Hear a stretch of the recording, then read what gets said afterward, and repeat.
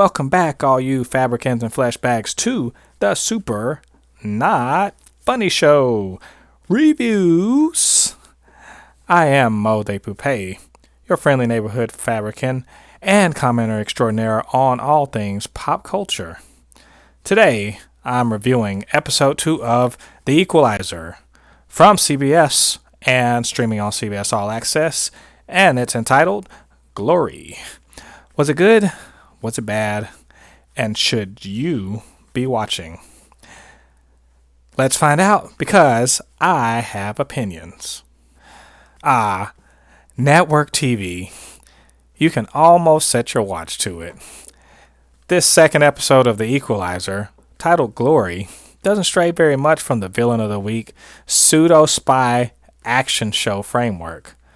The surprises and revelations are pretty thin on the ground, and familiar tropes abound. It's all very familiar, from the kidnapping that starts off the episode, to the bad guy's MO, to the hard choice Robin McCall has to make between being a good equalizer and being a good mom. Fortunately, the execution is very good, and the journey to the expected end is pretty fun, and at times, it is even emotionally resonant. We find the client this week, it looks like a single mom of 2, in need of Robin McCall when she realizes that she can't do the task she's been given by the kidnappers of her son. And with the deadline of a few days until I guess they say they'll kill the son, McCall has to get her team moving. The bad guy and his goons are appropriately self-serving and deserving of punishment. Their target, an FBI agent investigating the bad guy and the confidential informant in his organization. It's gratifying to see that she and her team, they're pretty great at their jobs actually, and they are actually good guys just trying to make the world better. Their skills get them moving swiftly from the bottom of the food chain all the way up to the top. Meanwhile, Delilah, Robin's daughter, wants her to come to a gig where she's singing on Times Square, but is afraid she'll bail as usual. Well, Robin then has to choose between saving lives or saving her relationship with her daughter. I wonder which one she's going to choose. So let's just say, hey, the action in this, it's not very extravagant. Let's call it what it is. But you know what? What's there is pretty well done and believable. Actually, a lot of this episode is just investigation, tracking down people, all that scientific, not only want to call it pseudo-scientific, just typing up on computers and hacking and blah, blah, blah, all that stuff you know about. They just have to do a lot of that. But when there is action, it's pretty good, and I believe it. I think Queen Latifah, she's our best when her McCall is just full of confidence and just decisive, even when she's facing down a lot of hostile guns. Sometimes it feels slightly reckless on her part, especially as it becomes clear that, she's leaving a trail for the police to follow. As good are the family moments between her, Delilah, and their Aunt Vi. I'd wondered how much that was going to factor into the show, considering this is just, an action, a thriller kind of show. But it does seem to be a major narrative thrust for the show. The show seems to be asking if Robin McCall can be the equalizer and a good and present mother at the same time. I guess we're going to find out. We're going to stick around to find out. But overall, I actually really enjoyed this episode.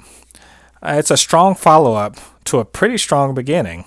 Again, it's trope-filled, yeah, and it's pretty predictable. I mean, if you've seen some of these, you probably know the way this is going to go from the very beginning.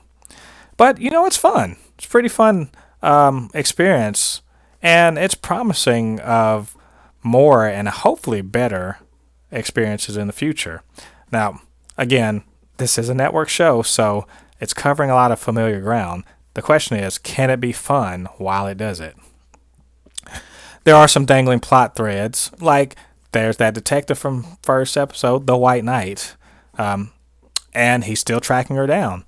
And, of course, the CIA is threatening which, there can only lead to more drama. But it's drama I'm really looking forward to seeing. So we're going to be checking it out next week, and I recommend you check it out as well. That's my review of The Equalizer Episode 2, Glory. What did you think about my review? If you liked it, go ahead and hit that like button down there. If you got a comment, you know what you can do. You can hit me up by email. It's supernotfunnyshow@gmail.com, or on Twitter @supernotfunnys1. Hit that subscribe button if you haven't already, and hit that notification bell so you can know when we drop new content.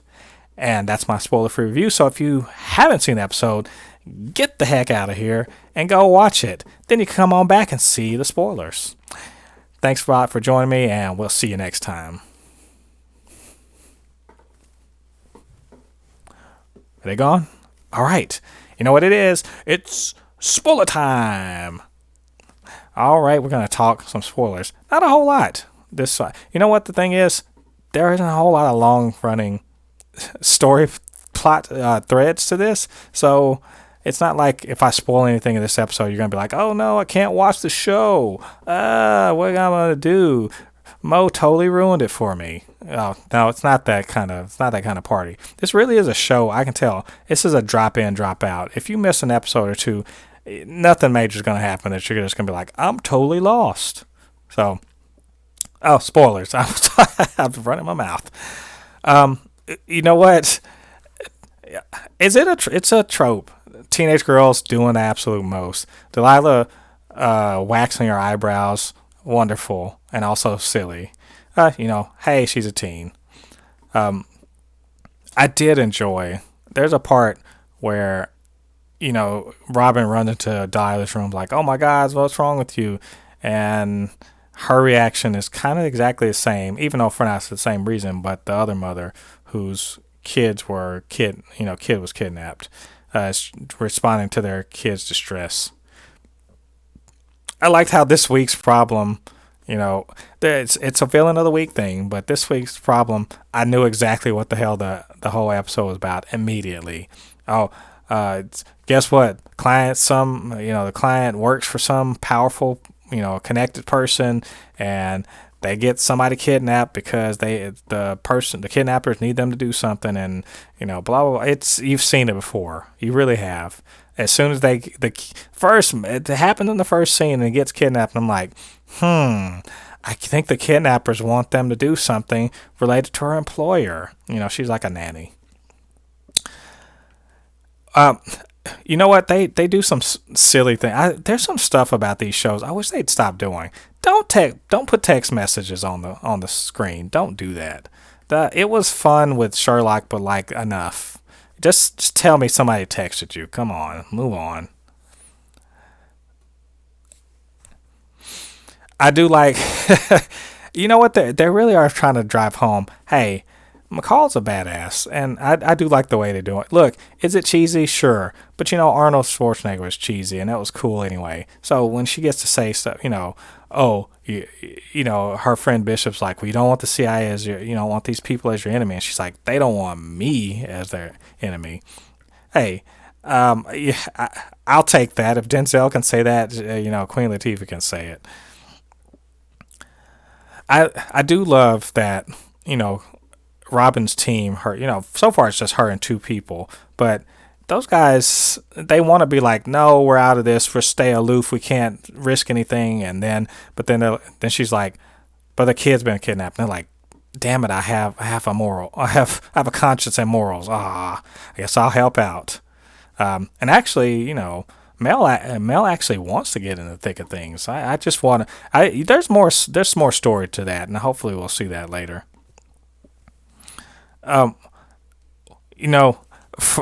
The thing they need to do to get into that damn safe, we just have to pop a battery out and then that's that. Oh, come on. Who designs this shit? It's crazy. Why? How would that be anyway a safe if you could do it that easily? You might as well buy it from fucking Walmart. There's a lot about shows like this is about shorthand, about doing things that you already know about. So the bad guy's trying to light people on fire, of course. Oh no, they're bad. So, later when she has to shoot them to death because they don't know how to fucking stand down, no surprise, and you don't feel bad for them. They do that shit in John Wick, and it works. Hey, it works. I didn't care. So we get the human trafficking angle. No surprise. Like, again, shorthand for, hey, this guy sucks. It's okay if Robin goes ham on them. And of course, the person trafficking, he's some rich, powerful guy. Yes, go figure. Shorthand. I'm not bagging on it too much. I'm just saying tropes and stereotypes. It's a network TV show. It's going to traffic in that stuff. I think one of the things that really sets this show apart from me, at least, is all the family stuff, all the interaction between Delilah and Aunt Vi and Robin, and just, there's some history and I don't want to say ill will, but mistrust from Delilah to her mom, Robin, because she's just been gone doing her CIA thing. And she doesn't even know it's a CIA thing. That's the thing. She doesn't know that. So she kind of hard for her to give her mom some slack. Then, of course, you have Aunt Vi trying to be a bridge between them, and Robin, she's trying to be a fucking hero and also a mom. So it's pretty hard for her. But the one good thing is that, all of the horribleness she sees makes her really kind of want to be close to her daughter. There's some other tropes, there's something special happening on this day. So, of course, the plot's going to be like, it's the same time that you got to be there, the shit's hitting the fan. So, of course, that happened in this episode. Again, seeing it from a mile away, not surprised at all. I do think one great thing is they staged the action pretty well in this. So Queen Latifah, she's a badass. She's a grade A badass in multiple instances in this episode. So is Mel. Mel's kick ass. I do think it's kind of stupid that she's just running around just as herself. People, like 4 or 5 people ID'd her like that's the same woman. And just because she's had her ID scrubbed by the CIA, that's the only reason she's not caught. Just, you know what? Just put on a cape and a fucking mask, and then if we're gonna be a superhero on this shit up, let's do it. But I would love if they played her up like some kind of CIA Batman thing. That'd be awesome. No one's bothered by the way this ends. Sleazy human trafficker. He sucks. Doesn't find out his confidential informant because Robin's smart and does the old switcheroo, and these guys are so fucking paranoid and stupid. So it was actually a really fun little ending to that. I like the way it tied up nicely with the bow on it. Everybody got that needs to get got because we like these shows. I could be cut and dry. But I did wonder why the big boss, the Michelle dude, that French guy, why the fuck did he go there on his own? Don't you send underlings for shit like that? What kind of boss are you? Last little bit, I really loved. They were like, it's called the Equalizer. Why is it called the Equalizer?